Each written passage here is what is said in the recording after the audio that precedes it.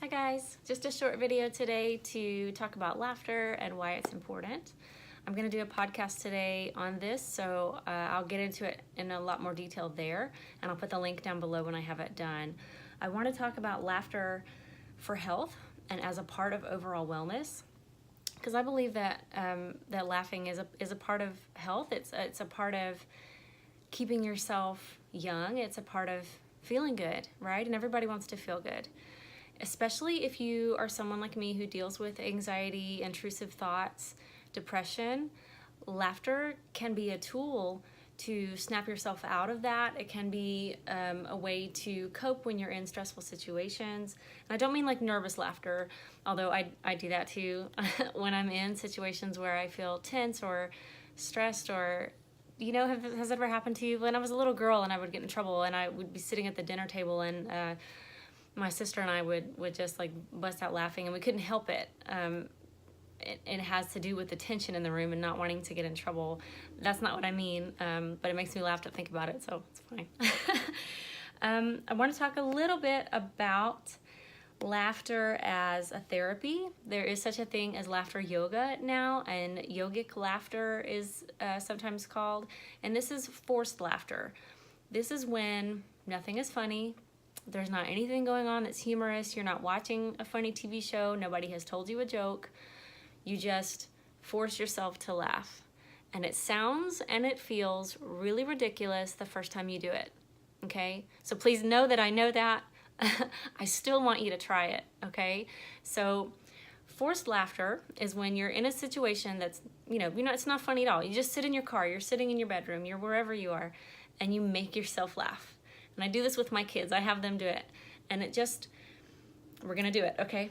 So you just say, ha, ha, ha, ha, for example. And you would do it a little bit bigger than that several times. And eventually, what started out as forced will become authentic, genuine laughter. And that's what's so fun and so funny about forced laughter, is that it leads to genuine laughter. I see, even just me talking about it right now, I get so tickled. I think it's a fun thing, and I know how strange it feels. I can't tell you how weird I felt the first few times that I practiced it, but now it's something that I do, sometimes to snap myself out of a bad mood, or just to feel good in general. Laughter has been proven medically to reduce feelings of anxiety, to lower blood pressure. I've got some notes here to help boost the immune system and the T cells in the immune system. It helps your brain release endorphins, which are a feel-good chemical. And they're not just feel-good mentally, they also are known as the painkiller chemical. So all of that is very good for your body. Laughter is linked to cardiac health, reduced risk of stroke and heart attack. So it's something that you do want to make sure that you're getting in your day. Not just for the physical benefits, although there are so many. Mental health benefits from laughter and joy too. And I want you to take a look, if you will, at your life and the people that you are around the most. Some people say, and I believe this, that you are a combination of the 5 people that you spend most of your time with. So think of your 5 people. 2 of mine are children, so I don't know what that means, but think of your 5 people that you spend the most time with or the most time talking to, because they're gonna have the biggest influence on you. So if you're thinking about your 5 people, ask yourself, are they positive or are they negative?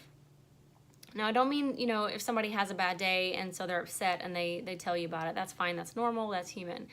But if you have somebody in your life, in your top 5, who is negative a lot, and they may be rubbing that off on you, or they may be exacerbating your anxiety or your depression or your intrusive thoughts because they are negative and they don't tend to go for the positive, you may want to think about not necessarily replacing them, but you do want to surround yourself with people. You want your top 5 people to be people who feel like sunshine to you. That's actually what I wrote down on your paper. You want people that feel like sunshine, because sunshine is bright and sunshine is nourishing and it feels good. It feels good when you go out in the sunshine, and it feels hopeful and optimistic when you wake up in the morning and you see the sun. It's always a positive thing. Sunshine is such a positive thing, and you want people in your life who are like sunshine.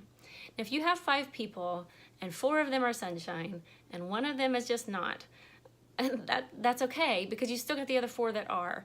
You are most influenced by those 5 people that you spend the most time with, that you talk to the most, that you rely on, that you confide in. So you want to make sure that those people are people who are sunshine and who lift you up and help you see the positive. And this is something that I had to do some serious inner work on this, and take a good look at the people around me and notice how I was feeling when I was around certain people or after I got off phone conversations with certain people, and adjust accordingly. And it doesn't mean cut anybody out of your life, but you may want to take a step back from them. You can even be honest with them about it. You can be like, I love you. I'm feeling negative, or I feel heavy, after we talk. I'm just gonna, take a little bit of a step back. I feel like this is best for my mental health at this time. I don't think it's insulting. Some people will get mad no matter how you say it, but you need to consider yourself first and your mental health first, okay? So forced laughter and surrounding yourself with people who feel like sunshine, and also people who get you. I hope that you have people in your tribe that make you feel so completely seen and understood. I didn't have a lot of these. I still don't have a lot of these, but I do have a couple of people. I'm very fortunate to have 1 or 2 in particular who, they know what I'm thinking, they know what I'm feeling without me having to say it, and that's such a blessing. So make sure that you have those kind of people in your life as well. And if you don't, try to connect with people. Search out groups in your area, meetup groups, Facebook groups that have your same interests, that have similar situations to you, mommy groups, whatever it is that is something that you do or you like, runner groups, and try to connect with people that way. Because once you do, I think that you'll experience a lot more laughter in your life. Just being around people that you can joke about your life, joke about parenting, joke about the gym that you go to, joke about the food that you eat, and they'll get it and they'll understand. Okay? And then the last thing that I wanted to talk about is that, making time for yourself as far as laughter. We talked about forced laughter. We talked about people that feel like sunshine. I also wanted to talk about seeking out things that are funny, things that make us laugh. So for me, and I talk about this a lot, I go on YouTube and I look at funny things like bad lip reading videos. I love those videos. I love them so much. And my favorite one is the Game of Thrones one. It's called Medieval Funtime Land World or something like that. And it's very, very funny. And if you watch Game of Thrones, then you'll think it's even funnier.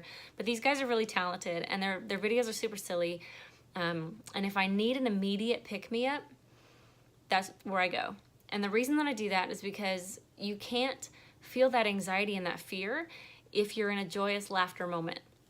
Another reason why laughter is so important, because it takes you out of that anxiety moment. So sometimes when I feel anxious, I go and I seek out something funny. Not a lot of funny TV shows for me on TV. There's not a lot that I think are super amusing, but YouTube's got it for you.